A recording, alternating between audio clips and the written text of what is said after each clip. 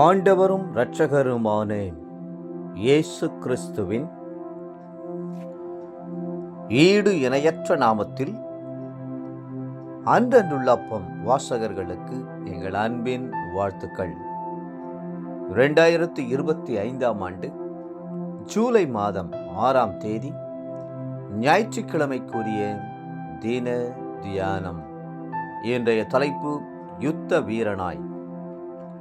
யோசுவா 1:5 சொல்கிறது, நீ உயிரோடு இருக்கும் நாளெல்லாம் ஒருவனும் உனக்கு முன்பாக எதிர்த்து நிற்பதில்லை.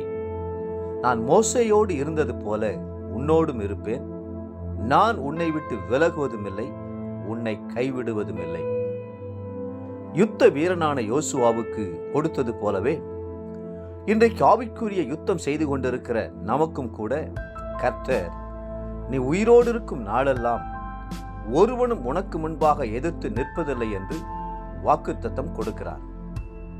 கர்த்தர் மோசேயை தெரிந்து கொண்ட போது இஸ்ரவேல் ஜனங்களை கானானை நோக்கி நடத்தும்படி கூறினார்.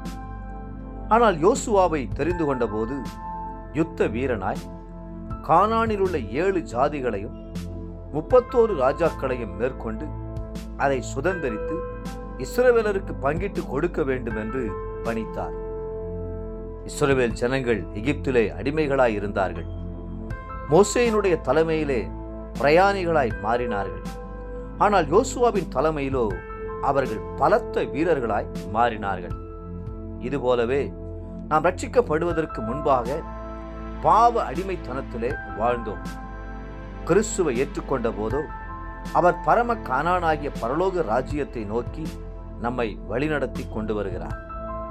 மட்டுமல்ல, பரிசுத்த ஆவியானவர் நம்மை அபிஷேகம் பண்ணி வான மண்டலத்தில் உள்ள பொல்லாத ஆவிகளின் சேனைகளோடு போரிட்டு ஜெயம் கொள்ள உன்னத பலனை தருகிறார்.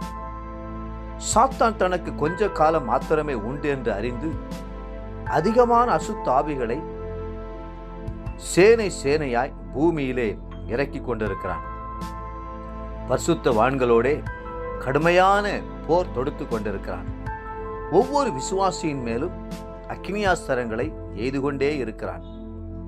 சத்துருவின் தந்திரம் அறிந்து சிதறடிக்கிறவன் முகத்துக்கு முன்பாக வருகிறதை அறிந்து அரண்களை காக்கிறவர்களாய், வழியை காவல் பண்ணுகிறவர்களாய், அறையை கட்டி கொண்டவர்களாய், பலனை மிகவும் சிறப்படுத்தியவர்களாய் நாம் முன்னேறி செல்ல வேண்டும் அல்லவா? 1 பேதுரு 5:8 மற்றும் நாகும் 2:1. இலங்கை இராணுவத்தை குறித்து பல வருடங்களுக்கு முன்பாக செய்தித்தாளில் வந்த ஒரு செய்தியை வாசித்தேன். முழு உலகத்திலும் ஒழுங்கினமான இராணுவ வீரர்கள் இலங்கை இராணுவ வீரர்கள்தான் என்பதே அந்த செய்தி. இராணுவம் என்று ஒன்று இருந்தால் அதிலே கட்டுப்பாடு கண்டிப்பாக இருக்க வேண்டும். இல்லாவிட்டால் ஜெயம் பெற முடியாது.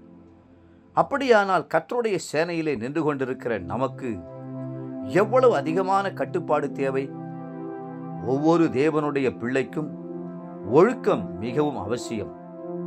தேவ பிள்ளைகளே, வேத வசனத்தின்படி ஒழுக்கத்தை கற்றுக்கொண்டு ஆவியானவரின் கட்டுப்பாட்டிற்குள் நீங்கள் அடங்கி இருக்கும் போதுதான் ஜெயம் கொண்டவர்களாய் விளங்க முடியும். இன்றைய நினைவிற்கு 2 கொரிந்தியர் 10:4. எங்களுடைய போர் ஆயுதங்கள் மாம்சத்துக்கேற்றவைகளாயிராமல் அரண்களை நிர்மூலமாக்குகிறதற்கு தேவ பலமுள்ளவைகளாய் இருக்கிறது. இன்றைய வேத வாசிப்பு காலை யோபு 32 மற்றும் 33ஆம் அதிகாரங்கள், மாலை அப்போஸ்தலருடைய நடபடிகள் 14ஆம் அதிகாரம். அன்புக்குரிய அன்றன்றுள்ள அப்பம் வாசகர்களே, மீண்டும் உங்களை வாழ்த்துகிறோம். யுத்த வீரர்களாய் கர்த்தர் உங்களை அழைத்திருக்கிறார். ஒழுக்கத்தோடு நம்மை காத்து கொள்ளுவோம். கர்த்தர் தாமே உங்களை ஆசீர்வதித்து மென்மேலும் உயர்த்துவாராக. ஆமென்.